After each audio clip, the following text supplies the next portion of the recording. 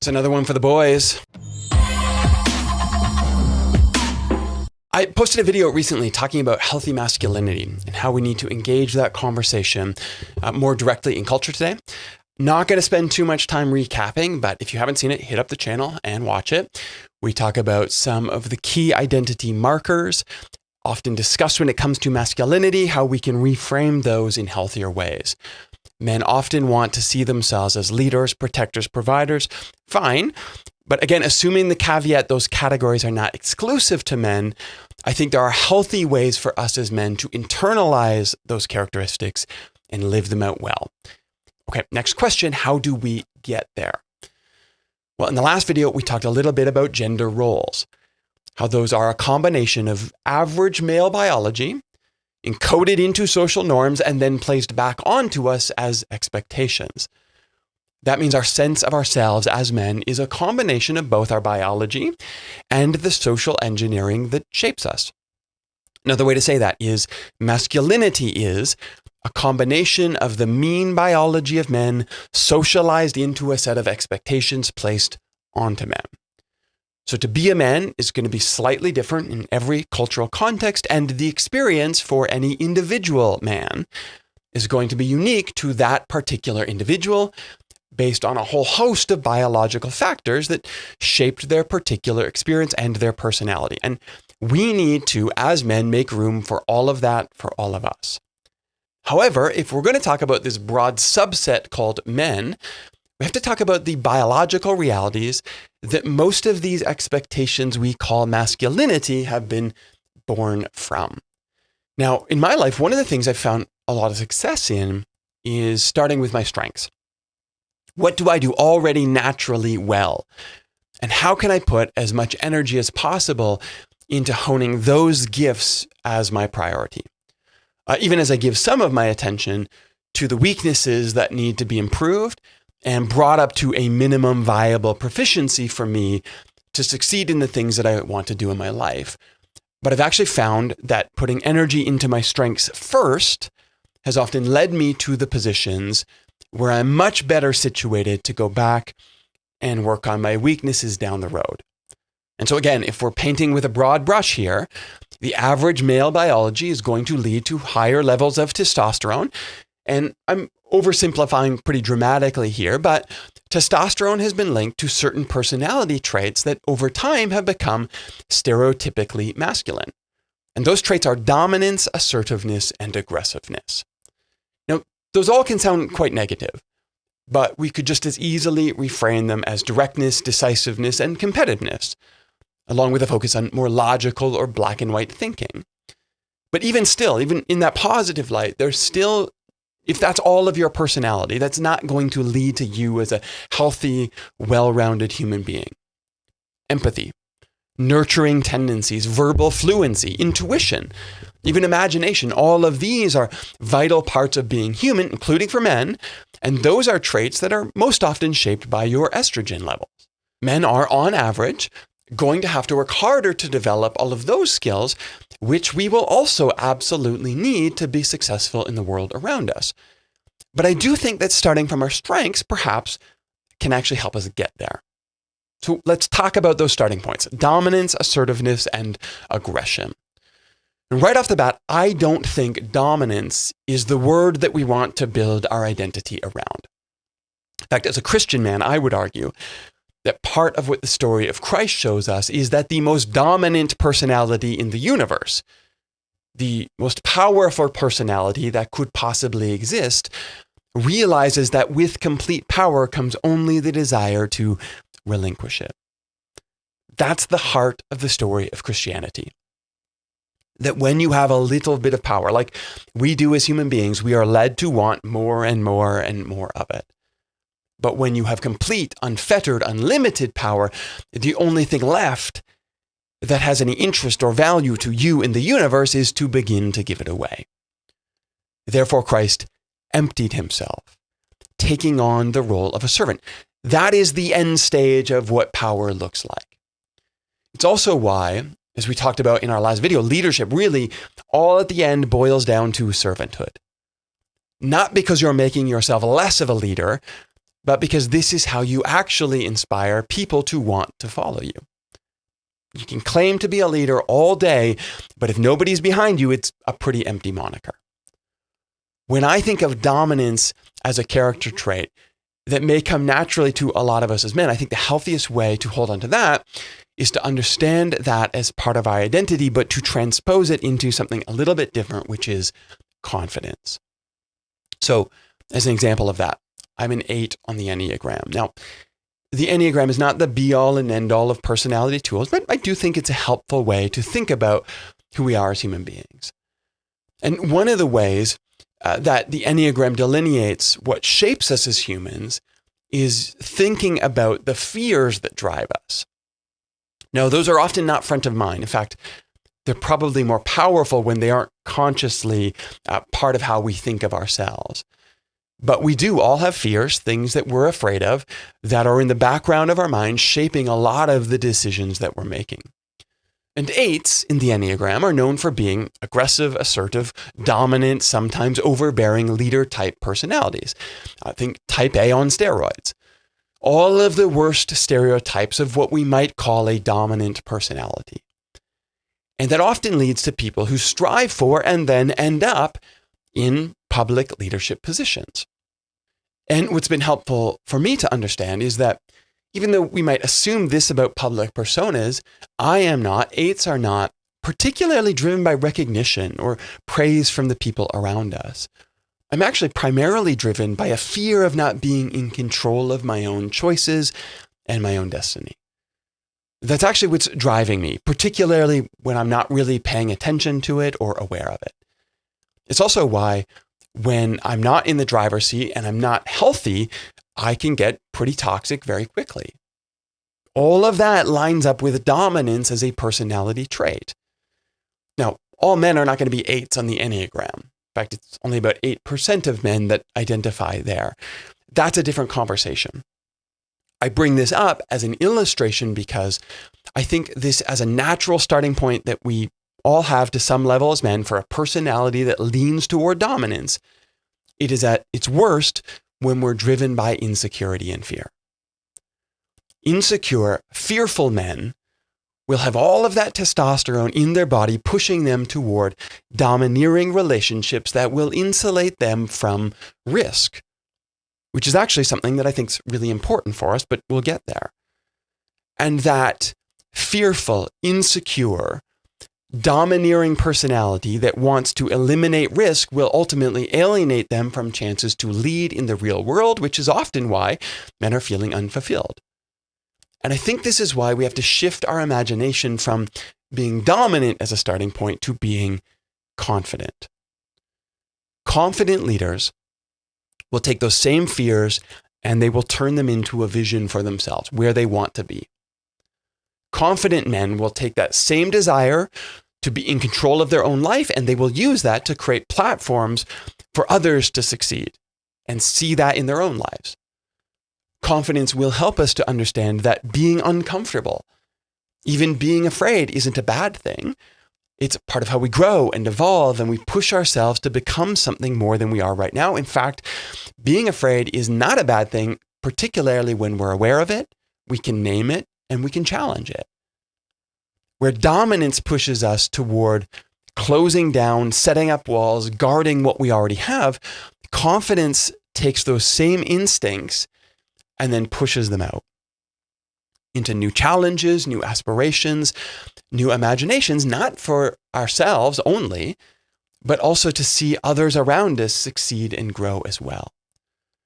The more confident you are, not only is that no longer a threat to you, the success of those around you also slowly becomes part of how you see yourself. It's about taking that same instinct, that same personality trait we've been given as a starting point, and finding where we're going to point it in the world. And I think shifting that toward confidence starts by taking stock of who you really are and where you really are, and then deciding where you want to go. When I actually look back and look at what I take the most satisfaction in, it's not what I have my thumb on and what I control. It's actually the platforms that I've had a part in creating and the opportunities I've had to watch others flourish because of the part I got to play in their story. That's the difference between being dominant and being confident as a personality trait. Okay, assertiveness. Assertiveness certainly has a lot less negative connotations to it than dominance. I think it's actually good to be assertive in the sense of being able to name your perspective in the world, assuming that can be done first with some kindness to those near you, but also enough humility to understand that your particular perspective, while valuable and worth being named, is not the only one that's available in the world. I don't want my kids to be rude. I don't want them to talk back to me as their father. I do want them to learn to be assertive. I want them to know how to say, this is what I see. This is what I want. This is how I need to express myself in this moment to you, even though you're my dad and there's a social disadvantage in terms of a power differential here. Teaching your kids to be assertive is a good thing. You being assertive is a good thing. And for many of us as men, that assertiveness is going to come naturally to us. That can be a good starting point if we can cultivate it. However, I want to reframe this language because I think the best way for us to think about how assertiveness can be used and shaped in a healthy direction is to talk about a calm vision. See, assertiveness can, when not expressed in healthy ways, read as defensiveness. This is honestly what I feel like a lot of the manosphere conversations lean toward. Men that think they're being assertive, they're saying things no one else will say, and they're claiming that's manly. And really, it reads as defensive. You're afraid because your place in society is changing, and you're not sure what to do about it. So you're asserting your view, but you're not really shaping the world in a meaningful or a positive way. A better way to think about being assertive is not how loud you can be, but it's to imagine yourself having a calm vision for who you are, who you want to be, and how you are going to get there. You are asserting a preferred future for yourself, but that energy isn't being directed out at someone else, at least not until it needs to be. That assertiveness is primarily being directed at yourself to reinforce your own vision for who you are and who you're becoming. And I do this kind of exercise regularly with my board and also personally in my own life. I regularly set both 1 and 5 year goals. 1 year because I want to know what I'm going to accomplish in the short term, and I want to know how I'm going to get there. 5 year because I want my short-term goals that I'm working on to be part of building on each other and projecting to where I want to be in the future. Now, you could take that agenda out farther, 10 or 20-year goals. In practice, I'm not sure I honestly have an imagination for where I want to be that far ahead. I think the world is changing so quickly right now that 10 years is probably the most I would even want to be imagining myself out into the future. But if you don't know where you want to be a year from now, and if you don't know where those years are going to stack up for you in, say, 5 or 10 years, it doesn't matter how assertive you are. All that assertion isn't going to lead to anything in the world. It's probably just bluster. What you need to do, if you want to be assertive as a starting point, is to set some goals, and then you need to write them down. And then you need to develop a plan to regularly look at those goals and see if you're making progress toward them. And I want to come back to that in a little bit here. But for now, understand that assertiveness doesn't mean being loud. In fact, it doesn't mean anything unless we know where it is that we're trying to get. Just shouting out your opinions, stating your subjective perspective as fact, that doesn't make you manly. Knowing where you want to get, asserting that to yourself, and then calmly going about your day to get there. That's a way that you can turn your masculine starting point into something that will actually move you forward in healthy ways. I do want to say this, though. The calm part is also important because anyone who's ever set a goal, anyone who's ever had a vision for themselves recognizes that progress is never a straight line. And calm is what'll keep you from getting discouraged when the line dips down, which it will from time to time. Calm is what will stop you from blaming others when things don't go your way. Calm is what will bring you back to your vision and help you reassert that agenda for yourself and get you back on track to get there when things don't go the way you expected. And that leads us to this third characteristic, aggression. Because once again, I don't think aggression is the language we want to identify ourselves with. In fact, aggression can be negatively correlated with being calm. I do think, though, there are some, once again, better directions we can shift that natural starting point we have as men in a way that will move us forward. So first of all, there are healthy ways to express aggression. Sports, for example. And that doesn't need to be some kind of violent sport. I'm not talking about picking up MMA. I'm talking about challenging yourself and your body regularly. I play hockey, for example. I'm not a particularly good hockey player, but I've played for a long time and I enjoy it. I enjoy the competition. I enjoy the aggression, if you want to call it that comes with that game.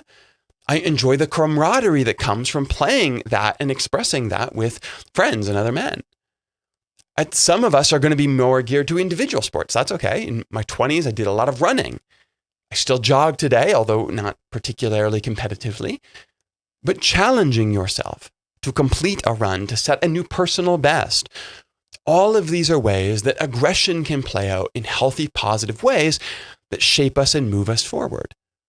Which is why I think the best way to think about aggression is to transpose that into what I would call calculated risk-taking. Now again, sports is a good way that we get to play with that as we grow, especially as kids. We try scary things, we put ourselves up against others, we learn about our limits, and we learn about the difference between our actual limits and self-imposed limits that we can actually push through if we take the risk and we commit ourselves to something. I really believe that risk-taking at some level is an important experience for all of us as human beings. But this idea of aggression, of wanting to challenge limits, take risks, this isn't just about sports and physical exercise. It's about a fundamental personality trait, and it needs to find expression in almost every area of our lives. If we don't exercise that in calculated risk-taking, it will often just turn into aggressive challenging of societal expectations. It's like just aggression for the sake of aggression, rather than calculated risk-taking for the sake of personal betterment. Now, risk tolerance is going to be different for every individual. As an example here, my wife and I have very different risk tolerances in our lives. But even there, one of the things I've been most proud of her in these past few years is taking some incredible personal risks in her professional life. She went back to school, did her master's in her 40s, shifted focus, and began a new career. She's been incredibly successful in doing that. But that kind of risk, and then seeing success and achievement in her life, has done miles for her in more than just her career. I think it's given her a lot of confidence in a lot of areas of her life. That can happen for all of us. And for those of us with a more natural predisposition to a more aggressive personality that wants to push limits, channeling that aggression into calculated risk-taking is a really important shift that we need to make. Now, one of the criteria that I've picked up over the years for naming that calculated part is language that I got from a friend. And it's this, that we need to set goals that are big enough you will know when you failed, small enough that you never bet the farm. I love that language. I've adopted that really deeply into my life.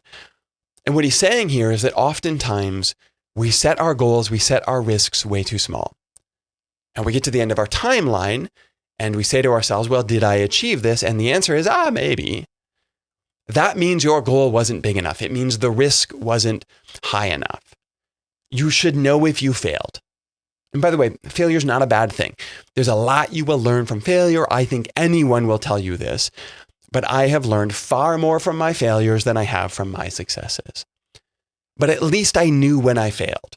Your risks need to be big enough you will know when you failed. If not, they won't meet that aggression that you need to express in your life. The other side of that, though, is to set goals, to take risks that are so big that you never bet the farm.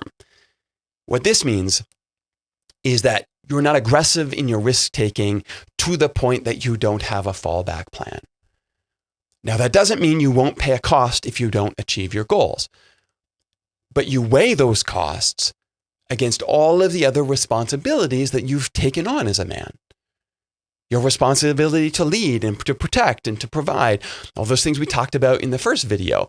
I could take much bigger risks when I was single.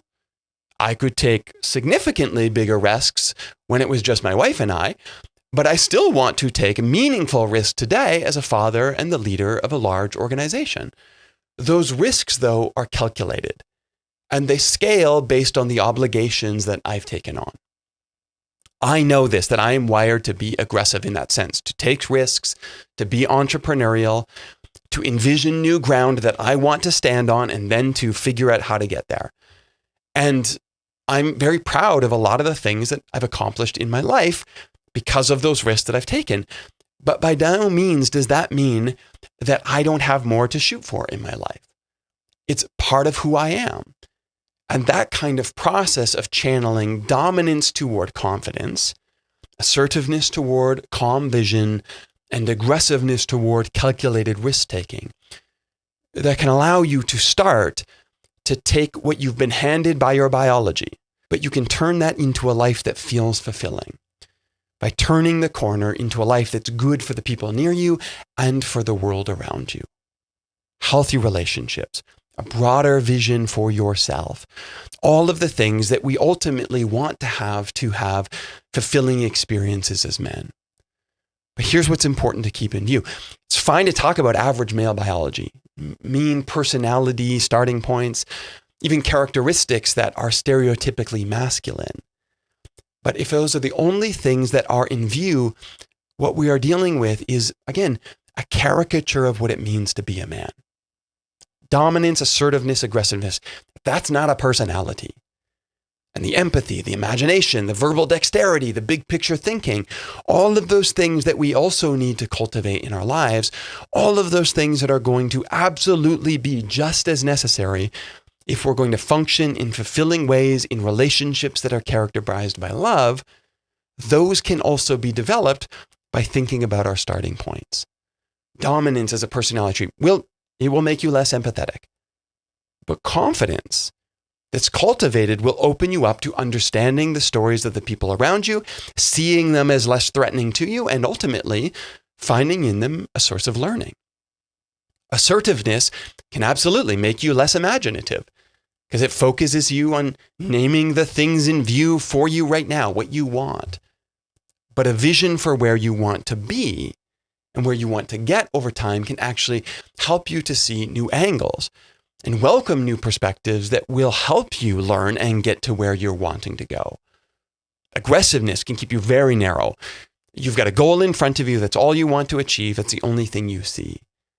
But shifting that toward calculated risk-taking actually teaches you to step back, to see the big picture, and to take more than just the moment in front of you into account.